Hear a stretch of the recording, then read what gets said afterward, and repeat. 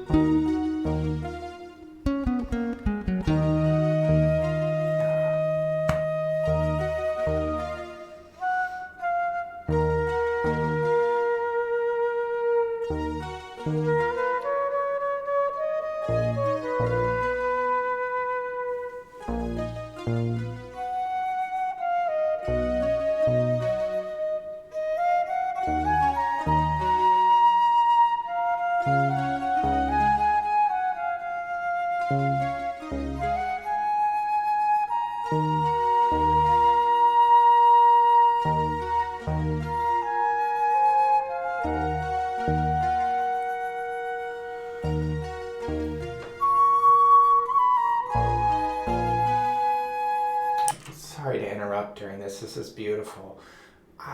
So she's playing two parts on the flute. I don't understand how that would have happened live, because Andy, obviously, you can't play two flutes at once. Well, no, not normally. So did two guys in the band play flute, or were they able to replicate the sound of sort of the backing flute with a different instrument, perhaps the keys? I could sort of see the bottom frame of the woman playing the flute possibly being able to be covered by the keyboard. But I don't know. This is pretty amazing. I love hearing the intricacies of the difference between the two flute parts.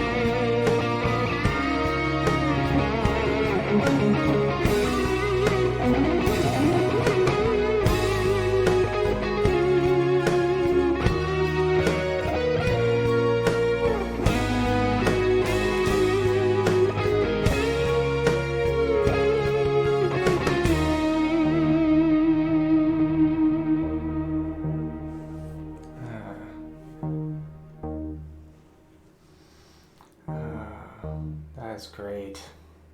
All right. Cool. Yeah, I enjoyed that. They did a really nice job. Here's a couple ideas. I would have liked to have seen the drumming. Perhaps there's a way to import that. Well, there is a way to import that, but maybe that's what they did. So they didn't have a live drummer performing that, possibly, which is okay. But isn't it ironic that the song is called Stationary Traveler during the times of COVID? We're basically like, we're not supposed to be traveling, basically. Now I know people are, but we're not really supposed to be. It's generally not considered for the betterment of humanity to be traveling right now.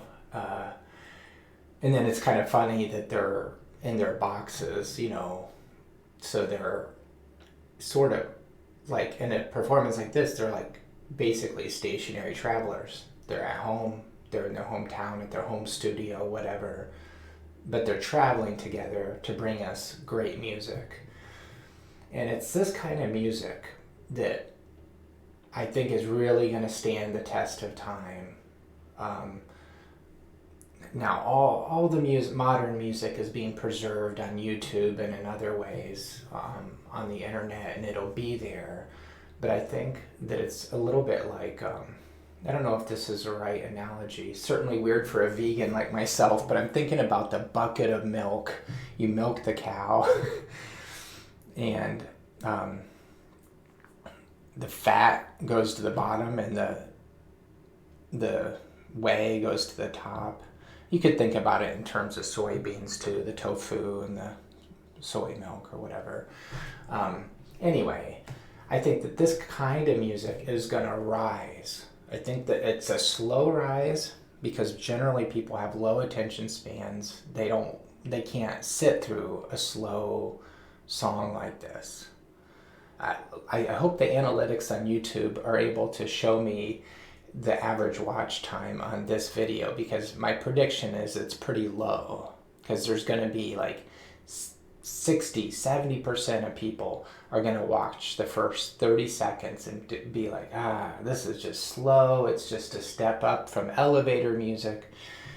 Those are going to be probably the people that are a little bit closed, either emotionally or intellectually, and they're missing out. Camel just put out so much great music, and I really encourage everybody to give it a full listen, a full try. Listen to the whole albums too, not just single songs here and there. Because I think this kind of music is going to rise to the top, and I think you can sort of feel that a little bit, because just in the last couple years, there's this big bounce of all these people covering their music. Makes sense. If I had that kind of skill, I would too. Okay, kind of got rolling on all that. Thanks for watching, everybody. Till next time, peace.